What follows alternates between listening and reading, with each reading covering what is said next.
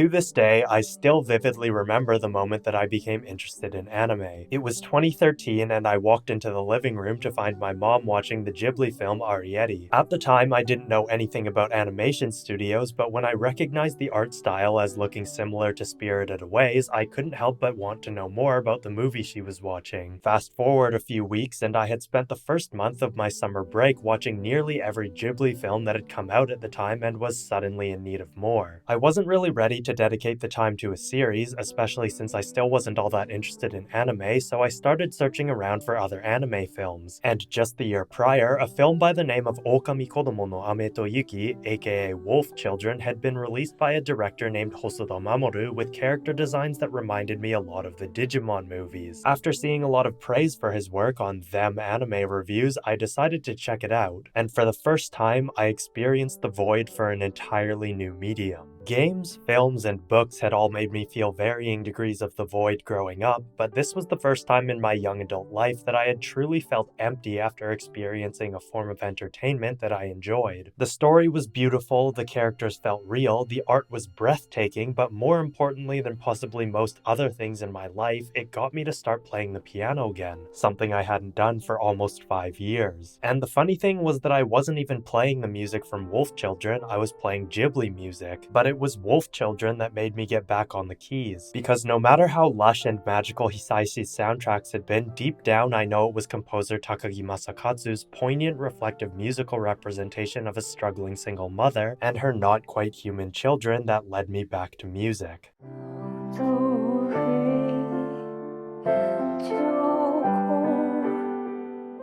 Simply by listening to Wolf Children's soundtrack, you'll quickly notice a pattern between each piece of music. Much of the soundtrack is comprised of soft, slightly reverberant piano pieces, sometimes accompanied by strings and voice, creating a warm atmosphere that makes you feel calm. Takagi actually mentioned that he composed the soundtrack to reflect Hana's story of motherhood and wanted the music to represent a motherly sound. There are many ways one could interpret this, but Takagi's methods have always felt the most natural to me, and to this day I still find myself referencing his music when writing pieces related to family. The piece playing right now begins with a piano and voice, outlining the early part of the story in which Hana and Ookami are getting to know one another. The voice has a soft timbre, giving off a warm aura to liken the singing to a lullaby, while the slightly reverberant piano plays some simple chords and melodies, creating an air of reflectiveness that reminds us that this part of the story is set in the past, as Yuki, Hana's daughter, is the one narrating. As the piece progresses into its second half, a string trio comes in to highlight the romantic aspect of Hana and Okami's budding relationship.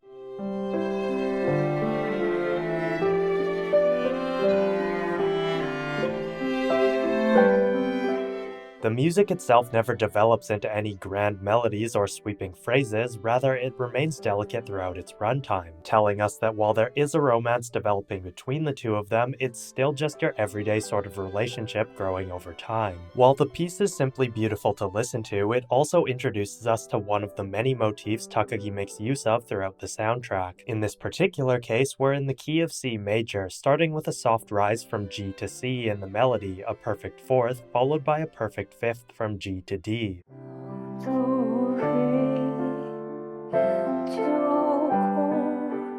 This is followed by a simple C major triad, all of which culminates to create a very simple melody in the simplest of keys, a very fitting musical choice for a piece meant to portray a lullaby, but also one that fits the overarching narrative.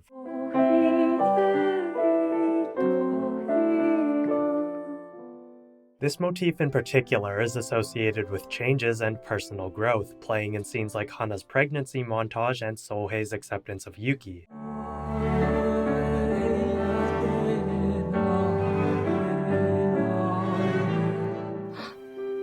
Yuki の秘密、誰にも言ってない。誰にも言わない。だから。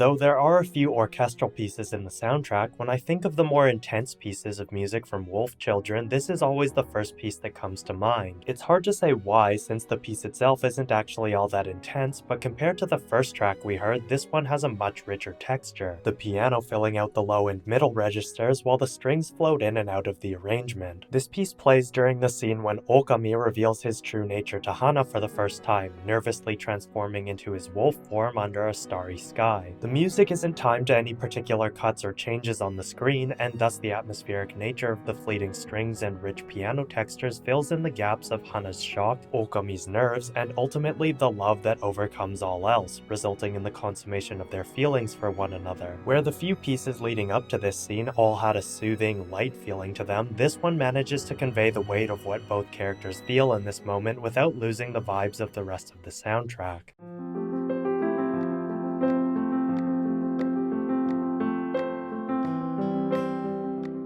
Following the untimely death of Ookami shortly after Ame's birth, Hana moves to a farming village in the mountains with her children, using her savings to purchase a large dilapidated house. This piece plays during the sequence showing the three of them fixing up the house and adjusting to their new lives outside the city. The piece itself has a lot of movement amongst the main parts, the piano flowing along like a gentle river and the voices carrying us with it. While the first piece had a motif that represented changes and personal growth, this piece is more about specific turning points in Hana and her children's lives. I wouldn't necessarily call the flowing piano and voice melody motivic, but it does have another iteration that confirms its thematic usage.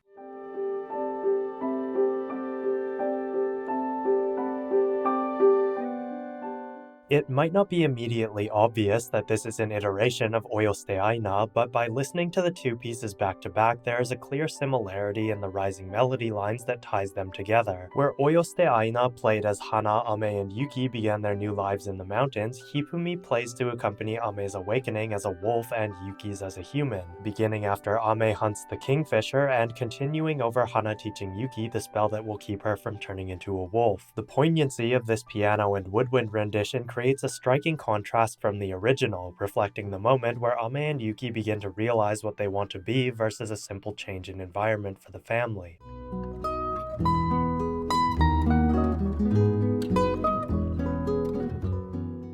Here we have something quite different from what we've been listening to so far. Tanememi is a piece played by Choro Club for acoustic guitar, bandolim, and upright bass. I've mentioned in previous videos how the acoustic guitar is strongly associated with human connections, and this is quite apparent in this track here. This piece plays over a number of scenes where the villagers help and interact with Hana as she adjusts to life in the mountains, showing the various aspects of her new life as well as the hardships that she must face. Of course, the music itself is reflective of the fact that many of these aspects can be seen from a humorous or light-hearted perspective, and so the tune never becomes dramatic, mainly sticking to a more fun, upbeat character when it isn't simply calm. This isn't the only piece in the soundtrack to feature guitars, as another from earlier in the film, Nene, is also played by Choro Club with the addition of some simple singing. Nene follows many of Hana's earlier troubles with trying to raise two wolf children in a small Tokyo apartment that doesn't allow pets, also slightly played for gags, but mostly to represent the liveliness of the children while Hana does what she can to take care of them. While it does showcase human connections from a familial side, it's mostly the simple singing that makes it feel this way, and it becomes much more apparent in Tanememi how the guitar and guitar-like string instruments are functioning in the narrative.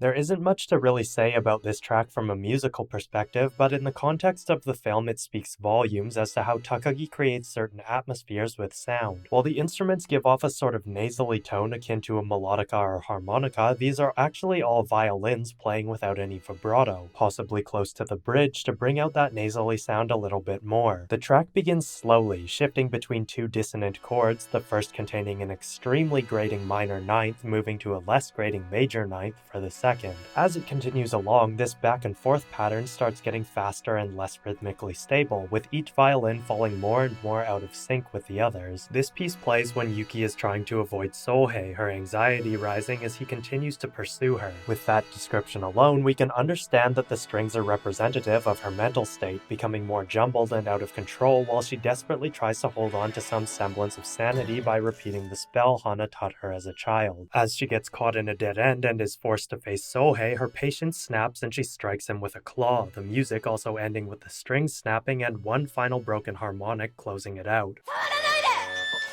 Yuki!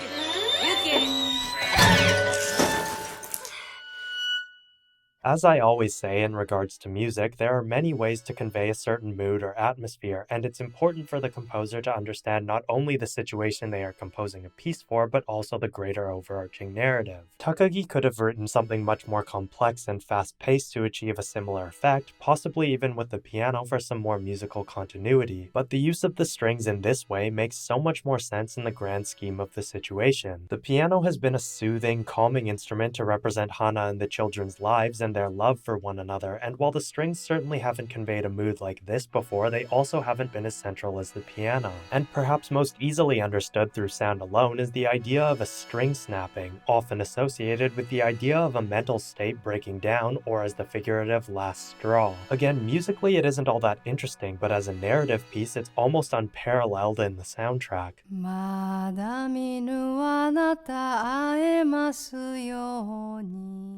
The last piece I'll talk about is appropriately the last piece in the film and soundtrack. Here we have a reprise of the first two pieces from the soundtrack, First Echo and Circulation, but with comprehensible lyrics written by the director Hosoda Mamoru himself. This theme has actually been sprinkled throughout the soundtrack in various iterations and occasionally as a small quote in other tracks, but this is really the first time it's come to the forefront since the beginning. Without going too in-depth, the lyrics are essentially a recap of the film told through Hana's perspective while being general enough that they can be understood out of context. The song begins with Anne Sally singing a cappella with lyrics directed at a yet unborn child. The piano joins in after the birth of the child and she sings of seeing herself reflected in their eyes. Following some near-direct quotes Yuki made early on in the film, the strings join in as the lyrics speak of comforting the child when they are feeling down. The bridge section references each of the three characters, using the literal meanings of their names to describe all the things the child can do. Run through the snow, Yuki, play in the rain, Ame, and get buried in the flowers, Hana, amongst other activities, all of which they should do on 2 or 4 legs. An obvious reference to the fact that Ame and Yuki can transform into wolves, but still being general enough that it could simply be referring to crawling and walking. As time passes and the world opens up to them, the mother sings of seeing her child off with a smile, even if she feels lonely, and tells them to live strongly before the piece fades out on some high piano and string textures. Knowing these lyrics makes the earlier renditions of the piece much more impactful on a second watching, as you can feel the words forming as the story comes together. The way that the instruments build into each new section and drop out at certain moments throughout not only follows basic good conventions of building up a piece, but also helps it feel as though we're re-experiencing the story through the music itself. It's perhaps for this reason that even after the film and song reach their conclusions and there really isn't anything left to see, I still feel like I want to experience more of these characters' lives. The story is finished, yet it feels open-ended, much the same way the piece, despite finishing on the very high tonic C, feels almost unfinished, even though there aren't any more conclusive notes than what we've been presented with. They're more than just notes on a page, they're a reflection of the experience we had, and for that, there isn't anything more that we can expect, even if it leaves us wanting more. Honestly, I don't really know what to say at the end of all of this. I rewatched Wolf Children the other night for the first time in years so that I could write the script for this, and then I woke up the next day feeling the void. And honestly, that's just kind of insane to me because I can't even remember the last time I felt the void. This movie really means more to me than I'm able to explain, and if I could have talked about every single piece off of the soundtrack, I would have, but then the video would have just dragged on way too long. I did avoid talking about the bigger orchestral pieces because I wanted to cover as many bases as I could without making the video super long. I do still feel like I need to talk about them at some point though, so if you'd like to see that, make sure to let me know down in the comments below, and don't forget to like the video and subscribe to my channel. This video topic was also voted on by one of my patrons, so if you want to have your say in one of my video topics, make sure to go support me on Patreon. Thanks as always for watching, and I will see you in the next one.